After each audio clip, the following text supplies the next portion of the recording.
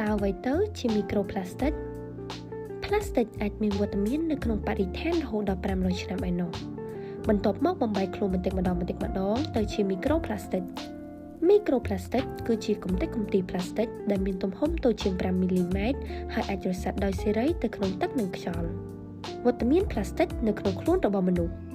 កាលពីឆ្នាំ2018វាជាលើកទី1ដែលគេបានរកឃើញមីក្រូផ្លាស្ទិកនៅក្នុងលាមករបស់មនុស្សហើយក្នុងខែមីនាឆ្នាំ2022គេបានរកឃើញមីក្រូផ្លាស្ទិកនៅក្នុងសួតនិងឈាមរបស់មនុស្សតើមីក្រូផ្លាស្ទិកចូលក្នុងខ្លួនរបស់មនុស្សដោយរបៀបណាមីក្រូផ្លាស្ទិកគឺស្ថិតនៅគ្រប់ទីកន្លែងវាស្ថិតនៅក្នុងអាហារដែលយើងបរិភោគទឹកដែលយើងផឹកក៏ដូចជាខ្យល់ដែលយើងដកដង្ហើមតើអ្វីជាដំណោះស្រាយដ៏មានប្រសិទ្ធភាព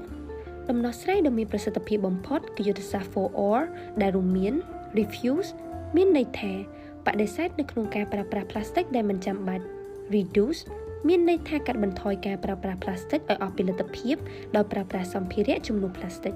reuse មានន័យថាប្រើប្រាស់ឡើងវិញនៅផ្លាស្ទិកទាំងឡាយណាដែលអាចប្រើប្រាស់បានច្រើនដង recycle